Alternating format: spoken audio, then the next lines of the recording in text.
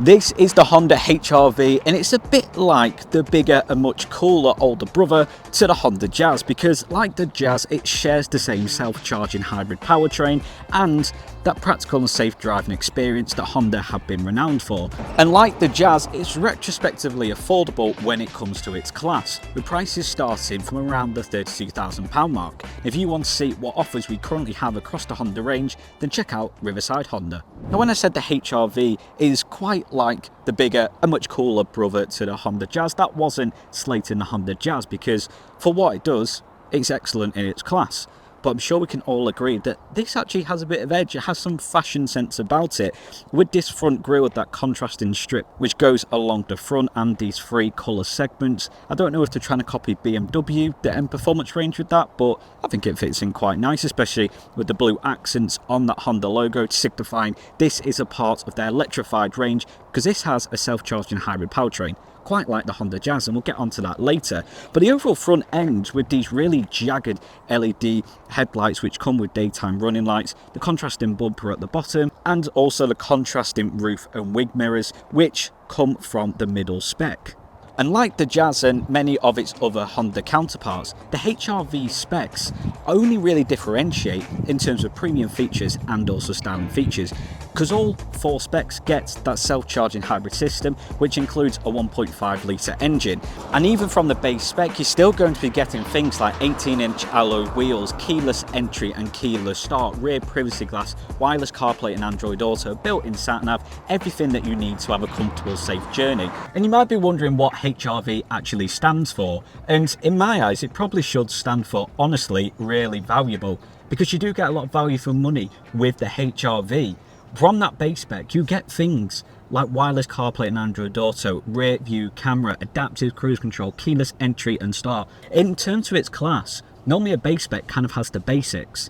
The fact that you get all them from standard shows real value for money, and I think Honda should be praised for that. And as for the interior, well, it's a very roomy and stylish place. Now, this being one of the top specs because that comes with the added feature of the panoramic sunroof. So of course you get them nicer styling features like the contrasting blue strips, the cream leather on your dashboard, contrasting colours and materials on the seats, but overall makes for a very nice viewing. Your wireless phone charging comes from one of your middle specs, but things like your touchscreen, your digital dash all come from standard. And I feel like the interior is quite quirky, it feels quite retro, a bit Northern Soul, and I feel like I've dressed appropriately for it, because the patterns on the seats, you know, with the retro feel, kind of climate controls, in fact it's all dials, but just make it more user friendly.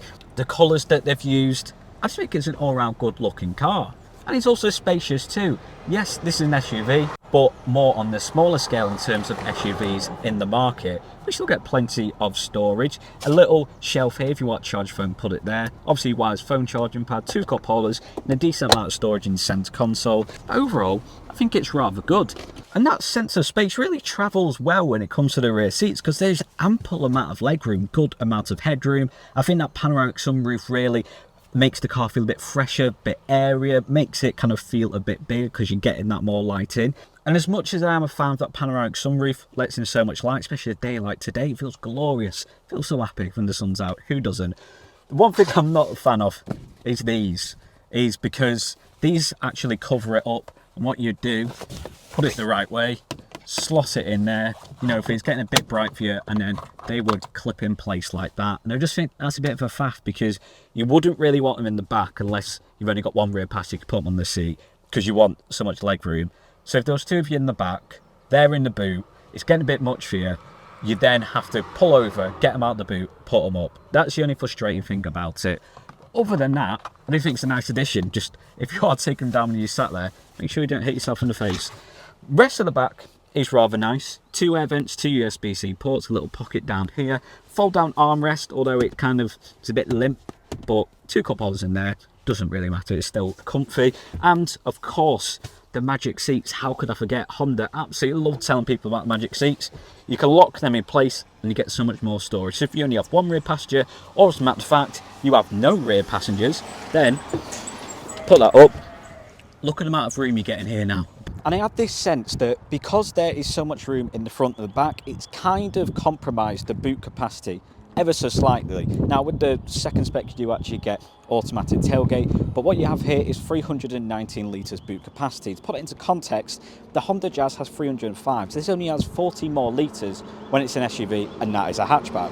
But if we then compare that to the wider car market, and it fares pretty well. If you look at the likes of Nissan Juke, which is kind of the same size, what you'd rival it off against, it kind of fares pretty well. Nissan Juke, you're still looking at that mid 300 range. So 319 is not the end of the world, especially when you get so much space in the actual interior. If you don't have rear passengers, fold them seats down and you've got over 1,000 litres. So if you do need a car that's going to house a lot for either be a long road trip or you need to transfer stuff if you're moving house, you still could comfortably do it in the HRV. And when you drive in the HRV, you can actually feel that self-charging hybrid system work.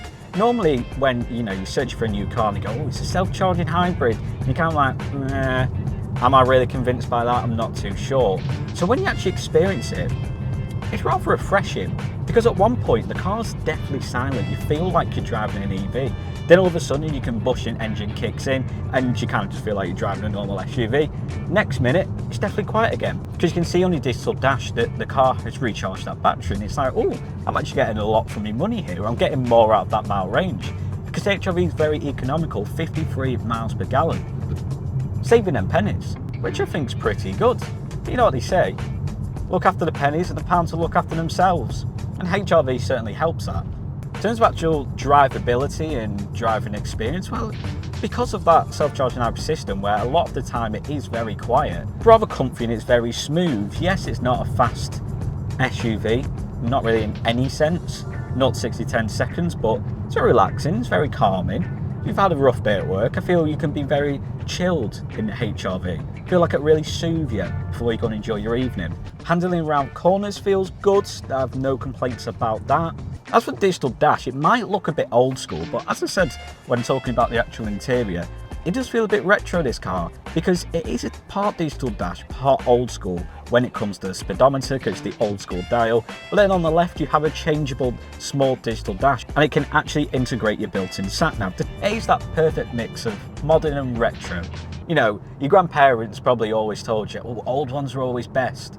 And I feel like you get that with a HRV whilst also having some modern quirks.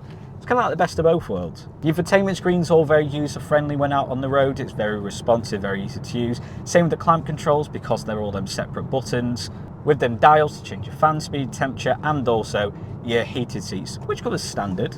The heated steering wheel button is perfectly placed on your steering wheel. There's no need for it to be in your infotainment or in your center console. Put it on your steering wheel. That's where it's going to warm up. Makes sense.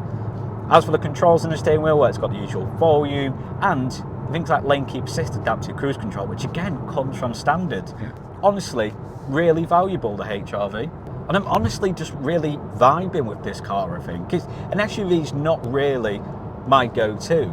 And if I was to go for an SUV, I probably would want one with a bit more performance. But for a car that you're going to go on road trips in, going to go around town, do the shopping, going to work in, it kind of feels like the perfect culmination of what you would want out of all them three different needs.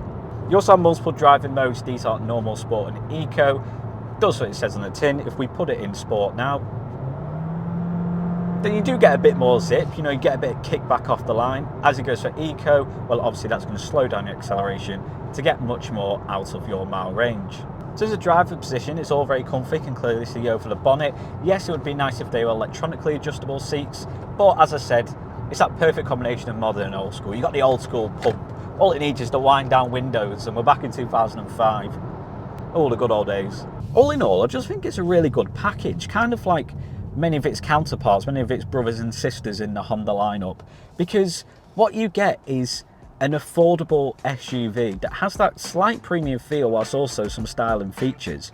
Honda are renowned for having very safe, reliable and practical cars, and you get that in abundance. So then, there you have it, the Honda HR-V eHEV. And although this is fairly similar to other members of the Honda family, I feel like it's quite standalone in its look. It feels quite unique, and I kind of feel it's the most stylish car out of the Honda lineup. Yes, you've got the Honda ENY1, their all-electric SUV, which does have that premium feel, but in terms of a bit of quirkiness, bit of uniqueness, I feel like this is the car to go for. It obviously incorporates Honda's true safety values, very economical out on the roads, and at a very affordable price. As I remind you, HRV starts from £32,000, and if you do want to book a test drive in one of these, then contact Riverside Honda.